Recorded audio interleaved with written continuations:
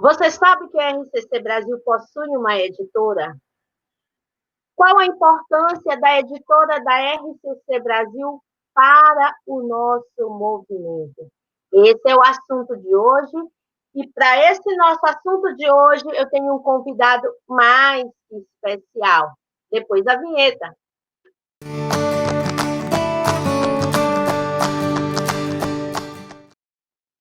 O nosso convidado de hoje, ele é o coordenador do Conselho Editorial da RCC Brasil. Eu vou convidar aqui o meu irmão para um bate-papo com a gente, Elvis Rodrigues. Seja bem-vindo, amado. Helena, obrigado, boa noite, Deus abençoe você e todo mundo que nos acompanha agora. Eu que agradeço a sua presença aqui. Então, eu vou pedir, gente, agora para o Elvis se apresentar para a gente. Elvis, faz uma pequena apresentação de quem é você para nós.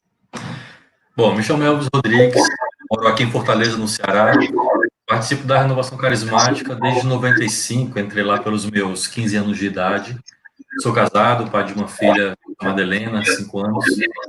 E na Renovação Carismática, eu faço uma função, participo do núcleo do Ministério de Pregação Nacional, sob a coordenação do nosso querido irmão Leandro, e também coordeno o conselho editorial, que ele é vinculado à comissão de formação com a coordenação da BEA. Muito bem. Pregador, formador, mas você, eu sei, é escritor, conta pra gente. Sim, pois é, a questão do escritor é algo que eu nunca imaginei de acontecer, e o mundo dos livros acabou me seduzindo. Então, o meu primeiro, já até separei aqui, ó, o líder carismático. Então, graças a Deus tenho recebido... tá aí! Então, eu tenho recebido muitos testemunhos, graças a Deus.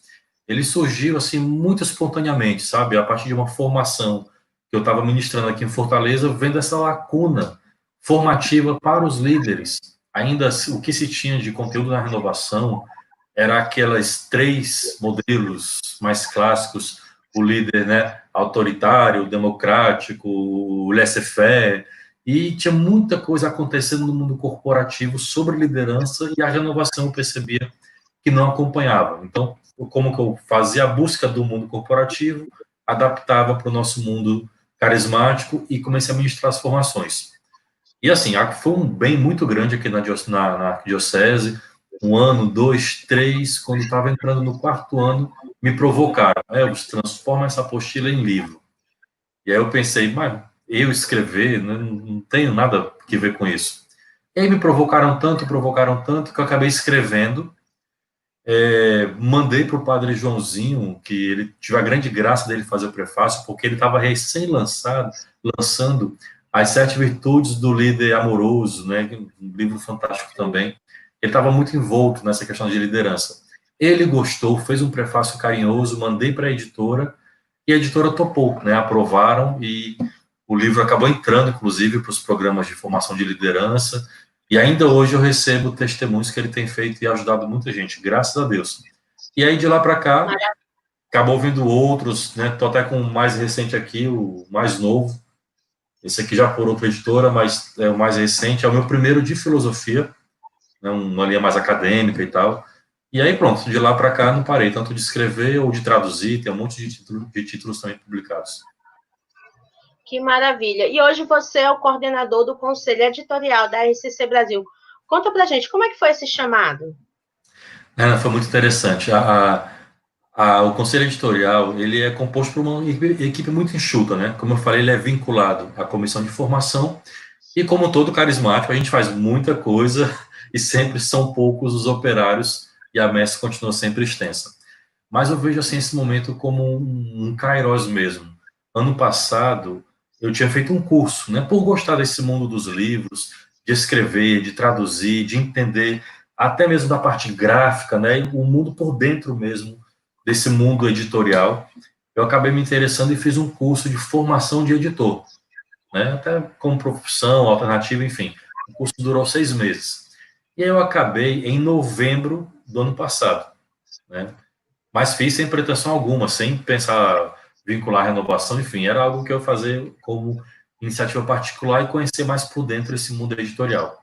Fiz o curso, levou 6 meses, acabou em novembro. Acho que lá, por meio de dezembro, a ABEA me liga. Elvis, estou assumindo a comissão de formação e dentro dela tem o conselho editorial. Vai ter também algumas mudanças, as pessoas vão para outras funções. E eu queria te convidar para assumir a coordenação do conselho editorial. Aí, poxa, que maravilha, eu vou poder então colocar em prática nessa formação. Acabei, recém me formei, vamos dizer assim, né?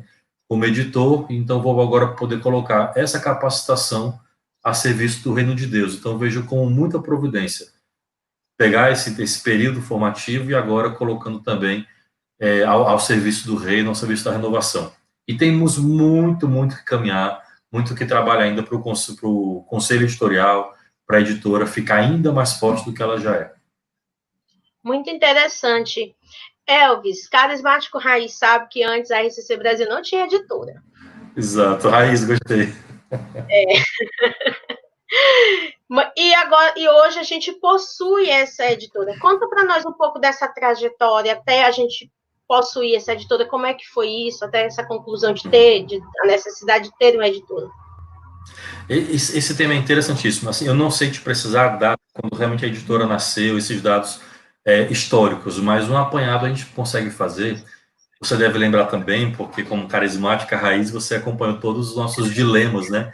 E não é preciso antigo de idade para conhecer a nossa história, né? Mas lendo, vivendo com pessoas da época, a gente vai entendendo os fios de ouro com o qual o Senhor foi traçando a história da renovação e a nossa também salvação pessoal.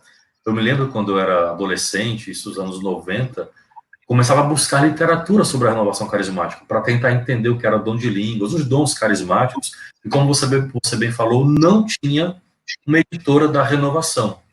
Então, o Conselho Nacional e a grande fase, né, nos anos 90, da chamada Ofensiva Nacional, ali começou algumas parcerias com editoras, porque as editoras também perceberam, as editoras já consagradas, católicas, né, estabelecidas no mercado, perceberam que esse fenômeno não era só um fenômeno, mas ele tinha algo a dizer. E a renovação, então, por pensar a si mesmo, desculpa se a minha resposta é muito longa, tá? Então, a renovação, por pensar a si mesmo, ela começou a produzir seus conteúdos. Mas na hora que um teólogo, um sacerdote, ele produz um conteúdo, ele vai ter que fazer por onde? Por algum lugar. E aí, então, com a Escola Paulo Apóstolo, o Ministério de Formação, à época, e em parceria com as editoras que acolheram, começaram a publicar esses títulos. Então, não tínhamos, de fato, um selo, uma editora nossa, mas muitas editoras publicaram coisas, né, textos, sobre da renovação e escrita pelos carismáticos. Por exemplo, a editora Loyola, ainda hoje ela tem alguns direitos de livros muito antigos. As Paulinas também, que fez uma coleção Novo Pentecostes. Isso é uma raridade, sabe? Você tem ela? Também tem aqui em algum lugar. Então, assim, as editoras apostaram, sabe? Elas acreditaram nesse projeto.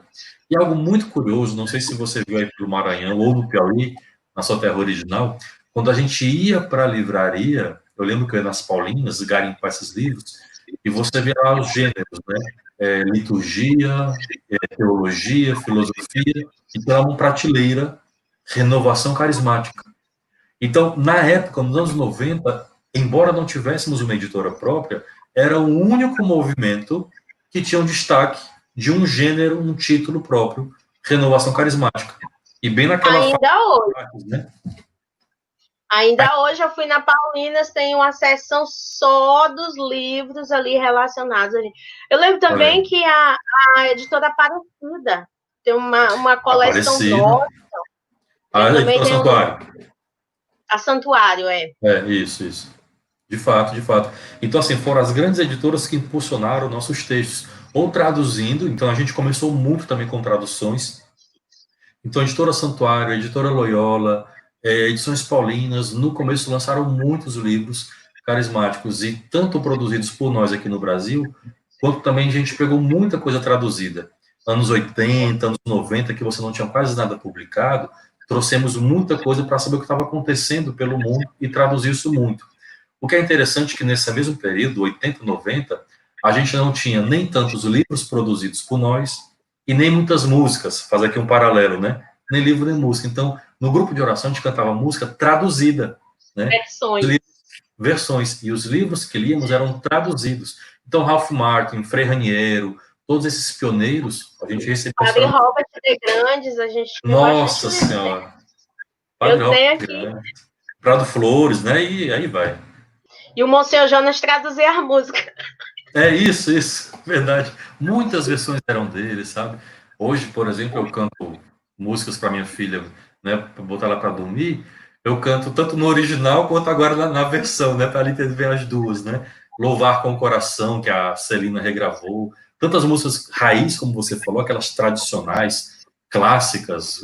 Eu lembro aqui do Eugênio Jorge, né? Pérolas em Canção. Essas pérolas eram traduções, porque a gente não tinha ainda uma produção nacional. E aí a gente evoluiu até chegar à ideia de que o movimento precisava de uma editora, né? E o que Isso. faz esse conselho editorial da RCC?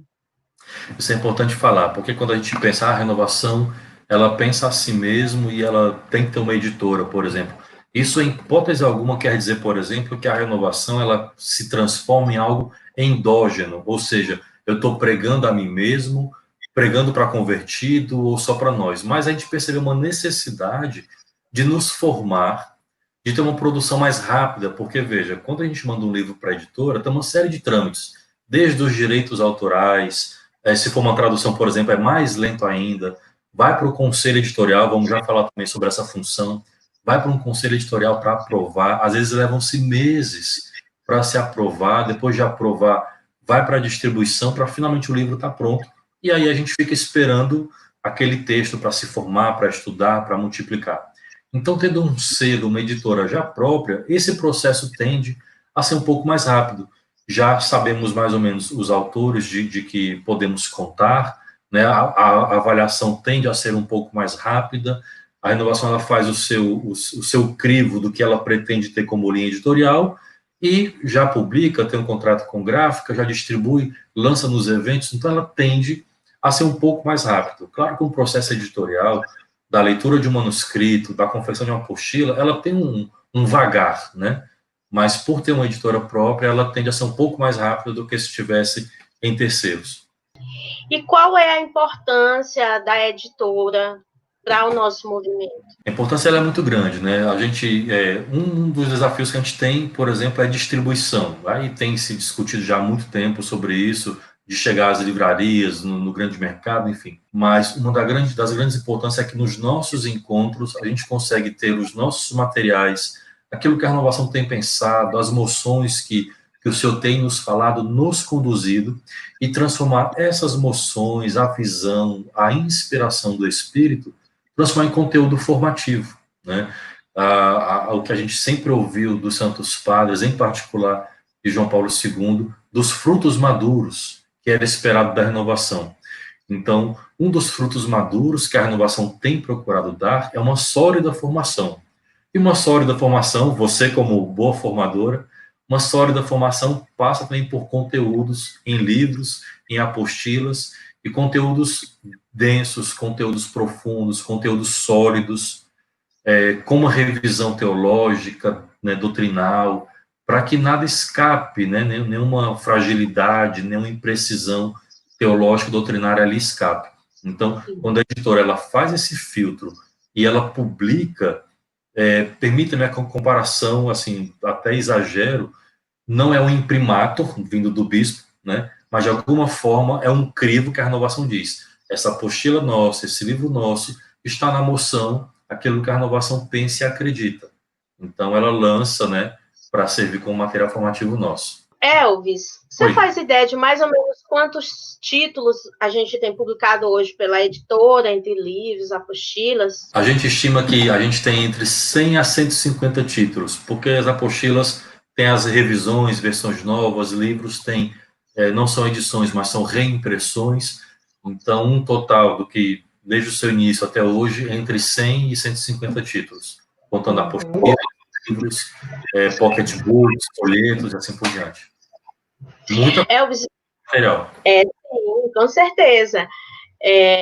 A gente está iniciando um quadro novo aqui no nosso canal que se chama Dica de Leitura, onde nós vamos apresentar indicações de livros para que o nosso povo adquira, leia, estude, buscando ter mais conhecimento sobre a vida carismática e também para começar a montar a sua biblioteca católica.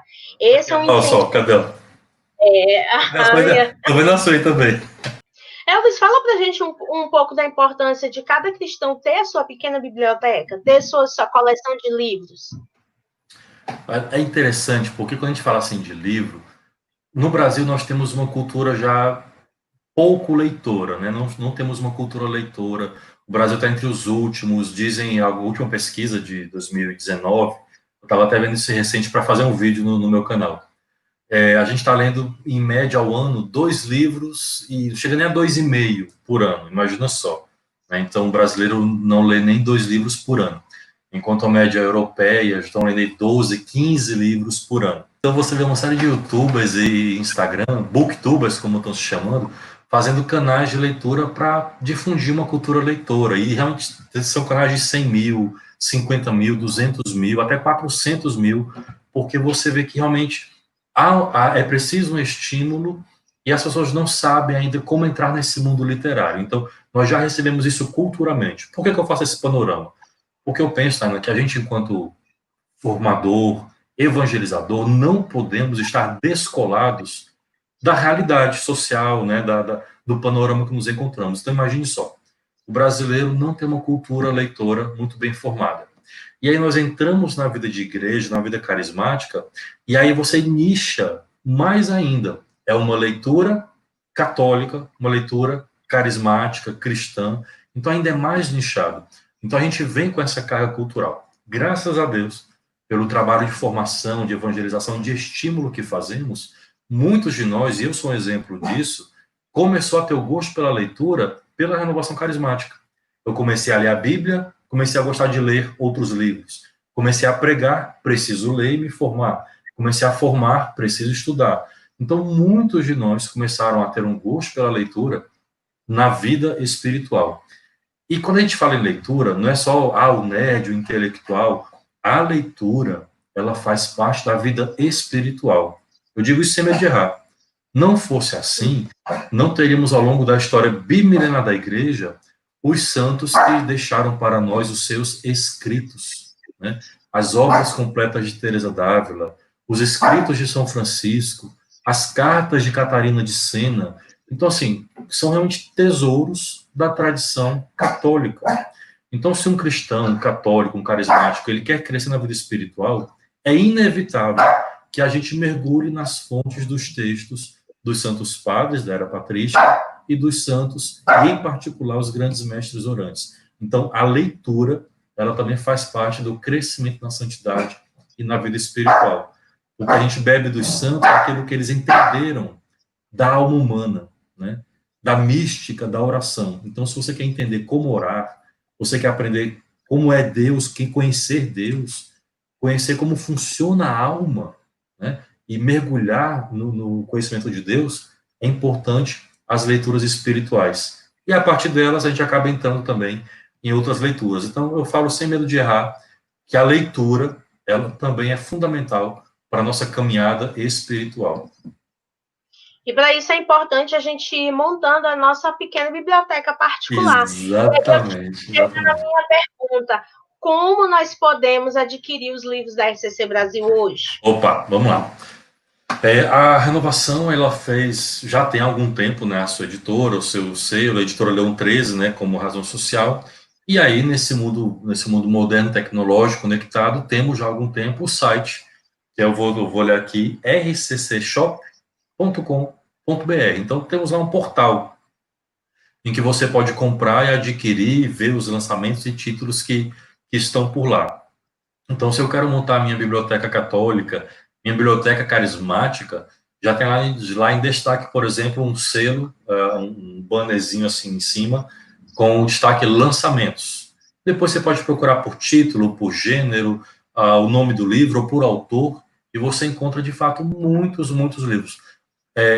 Alguns lançamentos, por exemplo, temos aqui 2 que é sobre a leitura orante da Bíblia e o louvor a Deus salva, do Padre Micael, e do padre Eduardo José, que foram lançados no ENF. São, assim, duas preciosidades, imagine só. Eles são biblistas, teólogos, doutores em teologia, poderiam publicar por qualquer editora católica, né, grande, fazer ali um contrato, ganhar um dinheiro com a venda, até mesmo para a sua própria congregação, mas por eles serem tão irmanados com a renovação carismática, nos entregaram esse tesouro para a renovação publicar e poder dispor para o nosso povo, a nossa família carismática. Então, são dois livros, lançamentos, que são, assim, tesouros mesmo. Eu já tenho os livros, eu fui aluna do Padre Micael, e ele é uma preciosidade, e o Padre Eduardo José, nós tivemos agora no Congresso Nacional de Formação, e ele fez uma exegese magnífica. Então, te pergunto uma coisa, é seguro comprar nesse site? Quais são as formas de pagamento? Tem promoção, tem desconto? Vende aí. Ele é seguro, sim, né? Ele atende todos os requisitos de site de vendas, né? Ele não é só um site, né? É um e-commerce. Então, um site que tem todos os critérios para você comprar, não tem vazamento de dados de cartão de crédito, CPF, enfim, esses riscos que a gente sabe que é sempre iminente, sempre tem, né, tentativas, mas o site ele é seguro, ele é protegido, enfim, tem uma série de normas para isso, e aí você consegue comprar, fazer seu pedido e receber na sua casa. Atualmente, o site ele está com o frete grátis, finalmente chegou essa categoria, para compras acima, a partir de R$150. Ah, mas está caro esse valor? Bom, de repente você pode juntar com um grupo de oração, com os irmãos, e faz uma compra em conta, dá R$150 e você recebe ali o frete grátis. Pode pagar à vista, pode pagar no cartão. Se for coordenador diocesano, estadual, de ministério, tem a opção de fazer a compra pelo boleto, né? Pelo boleto. Também compra pelo site e as mesmas condições, né? O frete grátis a partir de R$150. Então, é realmente seguro. Lá você encontra os nossos títulos mais recentes, alguns também um pouco mais anteriores. As apostilas formativas estão lá. Então, assim, você consegue ver os produtos que lá estão, não só livros, mas apostila, produtos, CDs, pregações, canecas, camisetas, enfim, tem muita coisa lá. Imagens, né? Imagem de Nossa Senhora de Pentecostes. Exato, tem Nossa Senhora de Pentecostes. Mas o site, de fato, ele é seguro. E a partir de R$150 você consegue fazer com frete grátis. Tem um projeto chamado Semeando de Casa em Casa. Tu pode falar mais um pouco para a gente sobre isso?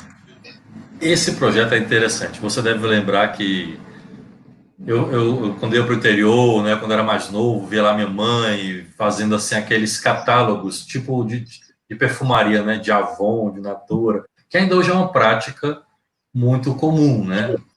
Imagina uma dona de casa, um amigo, vai visitar o vizinho e começa a oferecer produto e tudo mais. E aí essa prática acabou sendo adotada também por algumas expressões católicas, comunidades e tudo mais. E é uma iniciativa muito interessante. Você tem um catálogo com os produtos da renovação. Imagina uma pessoa que tem dificuldade de acessar a internet, que mora num lugar mais distante, com pouca conexão, ou ainda que tenha conexão, mas não sabe usar muito bem. O produto que está lá no site, ela também consegue ver no catálogo. Em geral, também esse catálogo é disponível um PDF lá no site. Eu não sei se o atual já está, mas costuma ficar. Então, eu me associo, você manda um e-mail, vou até pegar aqui o endereço. Qualquer pessoa física pode mandar um e-mail. Tá até aqui o endereço, deixa eu dizer aqui direitinho.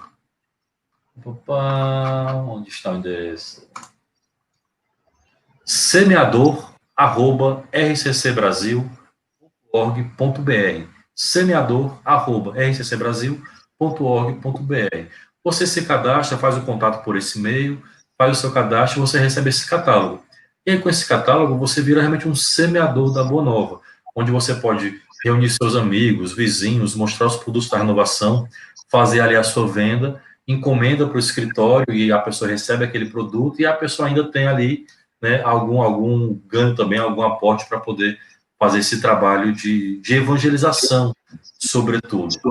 E é um trabalho muito interessante. Você que tem interesse, está assistindo a gente agora, entre em contato pelo e-mail E torne-se também um semeador. Você vai receber um catálogo dos produtos da editora e vai poder oferecer para as pessoas. Você vai ter uma condição de desconto, com certeza, né? Então, olha só, Elvis, para a gente ir caminhando aqui para o final, quais são as novidades da editora? Eu quero anunciar. Pode falar? Para encerrar esse vídeo. Não, tem que ter uma break news agora, certo? Bota o seu aí, break news. Vou colocar piscando aqui na tela. Eu vou quase fazer como aquele apresentador. Para, daqui depois do comercial. Para fazer o clímax. Não tem comercial, não. Não, tem sim. A gente já estava, quer dizer, a pleno vapor. Veja que a gente assumiu o conselho editorial em dezembro, e aí em janeiro começamos as primeiras reuniões, repassando o que o conselho estava de produto para analisar, enfim. O fato é que a gente tem alguns livros em análise, muita coisa interessante. Por exemplo, nós temos uma Bíblia infantil, ela está em análise, tem que ser feita algumas reformulações, toda ilustrada, uma linguagem muito interessante para entrar no mundo da criança. Então, a gente estava com muita coisa. E aí veio a pandemia, deu aquela esfriada, né, meio que murchou, porque não conseguia também reunir, visitar, a gráfica parou, mas agora a gente está retomando essas iniciativas. Uma delas que nós temos é um produto que a gente já recebeu para análise, já passou pela análise teológica, que é uma Bíblia infantil, com ilustrações e um texto, muito voltado para crianças. Se Deus quiser, só os arremates finais e esse produto deve chegar. Temos também alguns outros livros, um de Maria, também está em análise, e inclusive eu tô lendo ele, né, para analisar, avaliar e depois passar o retorno. E talvez um dos produtos mais esperados, né, um dos textos mais esperados, é o documento de Malines, que a gente já fala há tanto tempo e ainda não saiu. O que acontece? O documento de Malines são seis títulos. No começo do ano eu comecei a fazer contato com editoras para ver direitos autorais. Desses 6 documentos de Malines, nós temos no Brasil traduzidos 3, né? O Malines 1, Malines 3 e Malines 6, salvo engano. E aí já estamos em contato para conseguir os direitos, já temos o do primeiro, o Malines 1, que é o base lá para todos, na realidade, né? É o fundamental. E aí, conseguir fechando os direitos, a gente estamos buscando os outros 3, e aí tem que ligar para fora, vem com a editora internacional, se encontra, né, nos Estados Unidos, tudo mais, e aí vem todo o processo de tradução, isso deve ser um pouco mais lento. A nossa ideia é traduzir os 6 e aí lançar uma edição comemorativa. O que já temos de concreto? O Malines 1 já está conosco esse direito autoral, então é só fazer uma reedição, uma nova revisão gramatical, alguns ajustes de tradução e publicar. E já temos uma versão, e essa eu tive a graça de traduzir, que é o Malines 1, só que uma segunda edição. Deixa eu explicar bem rapidinho como é que foi isso. O encontro de Malines, ele se deu em 74, né, em Bruxelas, com o então padre Joseph Ratzinger, né, ainda era um jovem padre, e tantos outros pioneiros da renovação lá. Ralph Martin, Salvador Carrilho, sob a condução do querido cardeal Sunes. E ali produziu-se em 74 o documento de Malines. Quando foi em 93, mais ou menos, ou 94, ou seja, 20 anos depois, o padre Killian MacDonald, que estava no primeiro encontro, em 74, ele que redigiu a primeira versão do texto, os outros subscreveram, ele fez uma análise, de 74 para 93, o que a renovação já aprimorou, já respondeu, o que faltava ainda responder para a igreja, né? Por exemplo, terminologia, que na época não se entendia, batismo no Espírito Santo, né? Tinham dúvida com essa terminologia, a inserção na eclesiologia, né? Nas pastorais, muitas questões que ainda, as curas, imposição de mãos. Então ele faz um balanço do texto original nesses 20 anos. Ele está quase que na íntegra conservado, mas ele bota ali alguns adendos. Essa versão, 20 anos depois, que é o Malines 1, segunda edição, já está traduzida, e agora com essa retomada, esperamos que logo, logo seja publicada. Eu tive a graça de fazer a tradução.